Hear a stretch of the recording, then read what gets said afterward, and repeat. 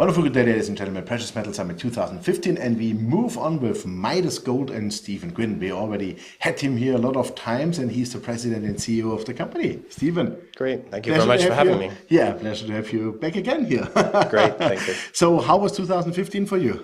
It's been an interesting year. I mean, obviously markets for the gold industry have been a challenge, but we've had a good year of moving our project forward and on a number of fronts. So we made a lot of progress. So give us some ideas. What progress have you done? Sure. Well, we've been focused on a number of things. One big area has been focusing on taking the project that we announced in December last year and optimizing the design of it to improve economics, improve the environmental footprint, different things like that. So kind of technical optimization.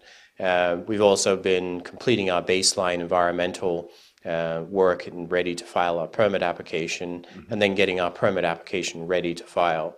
So all of those things have progressed very well during the year, and we're looking forward to the next stage, which is jumping into the permitting process. Oh wow! And when this happens now from 2016 on, or you already start with that? No, we haven't started the formal process. We've been laying a lot of the groundwork, meeting with regulators and different stakeholder groups to sort of inform them about the project. The formal process. Originally, we're going to file late this year, but we've been kind of slowing the burn rate down, spend less money. So we'll probably do something early next year. We'll just see how it goes. How does it work in Idaho with the permitting process? Because I know it from Nevada. It's like a strict moving forward codex, I would say, with also timelines and guidelines. Is that the same there? Yes, it's similar. Idaho has a bit of a unique option, which is it has what's called the Idaho Joint Review Process. And that is a coordinated regulatory process between the state and the federal government. And it basically ensures that the two sides coordinate their activities rather than having two separate permit processes running in parallel, to have one coordinated process. So it should be more effective, more timely, less risk of things getting out of alignment and causing problems.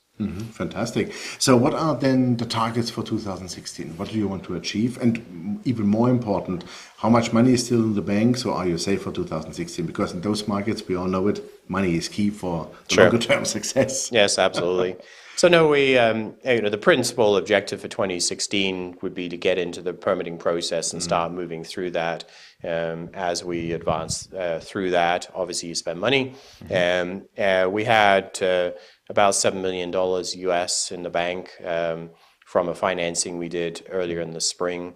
And we'll look to do other small financings as we move forward. But we have a very supportive group of shareholders. They took the vast majority of the last financing, and I'm sure they'll be there again. Who are the top shareholders? The biggest shareholders, Teck Resources, which is a big multinational mining company. With deep pockets. With deep pockets. Then groups like Sun Valley Gold, M&G out of London, Franklin out of the US. So a pretty strong shareholder base. Yeah, fantastic. Can you give us an idea for, let's say, the timeline when you will be finally in production? Yeah, the guidance that we've given on permitting, and this is just based on averages for U.S. permits, is it takes about 3 years to get through that permitting process. In the U.S., you essentially trade geopolitical risk where you can have a shorter permit time frame overseas, but you have much higher geopolitical risk profile to basically no geopolitical risk in the U.S., but the process is slower and takes more time. So the process is much more defined. It's much more certain. You just have to sort of work your way through it. And remember, this is a big project. It'll produce around about 340,000 ounces of gold per year. So it's a fairly large-scale, complex process.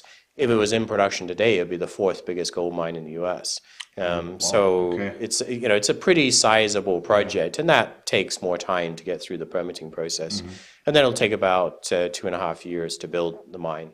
So you can say still 5 to 6 years away from the first pour of gold, hopefully. Then. And the key for us is, in many ways, that's probably a good thing, because to be trying to finance and build a mine today with a very depressed gold price environment would be a challenge. So better to be doing the permitting and moving things forward when nobody cares, and then be ready to go basically shovel-ready project, Yeah. when you see a much better gold price environment. Absolutely. And just for your information, I just interviewed 1 hour ago a fund manager from Liechtenstein, and he said his model says by 2018, $2,300 gold. Oh, it That's a sounds very perspective. good for me. Yes. You like that? Huh? Yes, exactly. Great. Well, Stephen, then thank you very much for the update. Appreciate it. And as I can see, you're moving forward. You are executing what you said. And now you are in the permitting process from next year. And it's a well-guided effort, right? Yes, and a substantial amount of value to be created through that process. Permitted projects trade at roughly 10 times unpermitted projects in the market. So get through the permitted process, that's your value multiple. Definitely. You are done then, and then get the money in and start construction. Exactly. Yeah. Great, Stephen. Thank you very much for that. Thank All you. the best. Thank you. Ladies and gentlemen, that was Stephen Quin from Midas Gold. Well, you heard it. They are fully on track. We have spoken last year, I think nearly on the same time. And they are executing what they are saying. They have enough money in the bank. They have strong shareholders with deep pockets like Tech, for example. And now they dive into the permitting process in Idaho, which is approximately 30 months.